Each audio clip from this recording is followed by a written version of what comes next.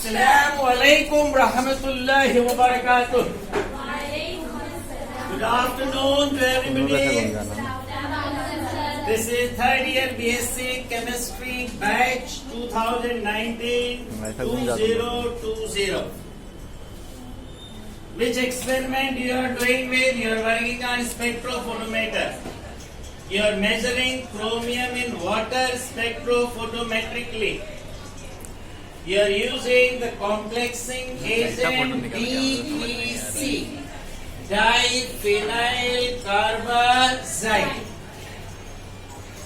You can see in this you are having the difference in color. As the concentration increases, complexation increases, and intensity of color also increases. And hence the absorbance also increases. Spectrophotometer works on Beer-Lambert's law. It is applicable only for dilute solutions. You will be finding out absorbance, and from there you will find out the concentration of chromium present in water sample. Alright? You people are working on what?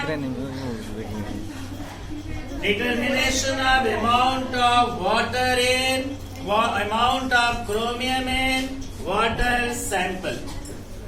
You are complexing that chromium with DPC. What is that DPC? Diphenyl carbazide.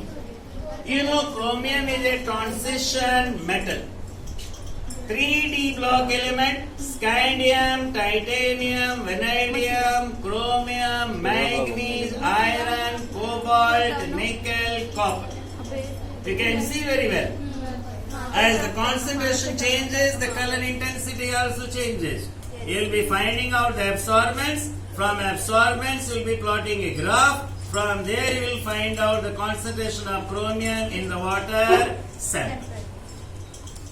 MashaAllah, wonderful. You are working on colorimeter.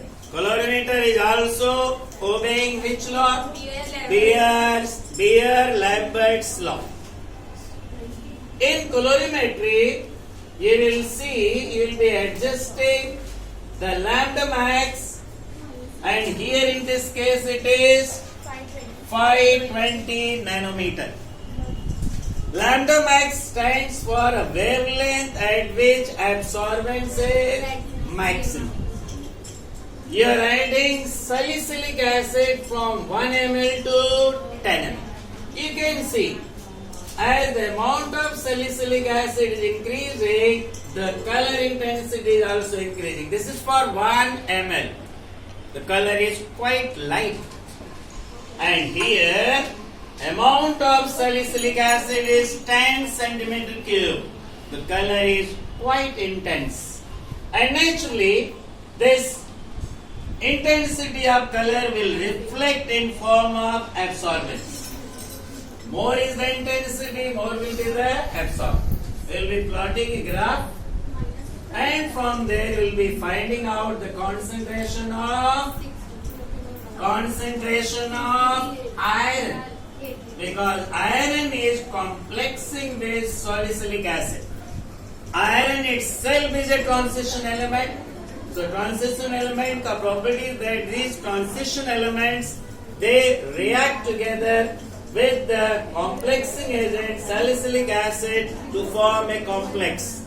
And because of that complex, you will be getting the difference in color, and that absorbance will be reflecting the amount of concentration of iron 3. What is this? Colorimetry.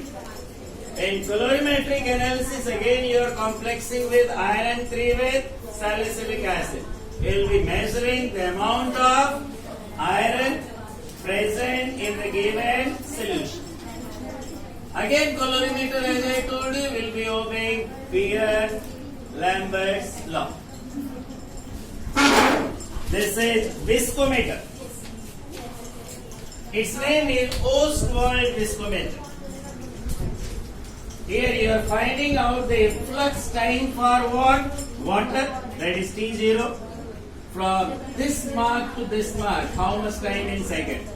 Then you are passing 0.2%, 0.4%, 0.6%, 0.8%, and 1.0%. For all of that, you will be finding out time, that is TT, and from there you will be plotting a graph. You will be finding out intrinsic viscosity. From there you will find out molecular weight of polyvinyl alcohol. Remember, polyvinyl alcohol is water soluble. Here you are working on potentiometry. मेरे को थोड़ी This principal बुला is रहे हैं। determination of acetic acid in vinegar. Acetic acid in vinegar. Potentiometrically, your one of the electrode is calomel and the electrode is platinum. Both the half cells are joined together by salt bridge. What is the role of salt bridge? To connect the two half cells and remove the liquid junction potential. You will find out the potential, plot a graph, and ultimately from there we will find out amount of acetic acid present in vinegar. This is acid mixture. Weak acid and strong acid. You are given the weak acid, acetic acid, strong acid, HCl. You are finding out their amount conductometrically. The electrode used is what? Conductivity cell. Its cell constant is 1. You will find out conductance. First the conductance will be decreasing, then remaining constant, then slowly increasing, and it will increase further. The point of intersections of the two lines will decide first the amount of HCl present, strong acid, and then the amount of weak acid, that is what? Acetic acid. So what is this? This is redox titration. This is redox titration. You are titrating iron solution with potassium dichromate. And you know very well, you very often titrate with dichromate, but here we are having ferric ammonium sulfate. In this case, your iron plus 2 ferrous is oxidized to ferric, and ferric is reduced to what? Ferrous. And after that, you'll find out the number of electrons required for what? Oxidation. Here, iron plus 2 is losing one electron. Iron will be losing electron, so iron will ferrous will undergo oxidation to ferric, and ferric will be reduced to what? Ferrous. And this is the halogen mixture. We are having chloride, bromide, iodide. We are titrating against silver nitrate. As you go on titrating, we will be getting the 3 humps.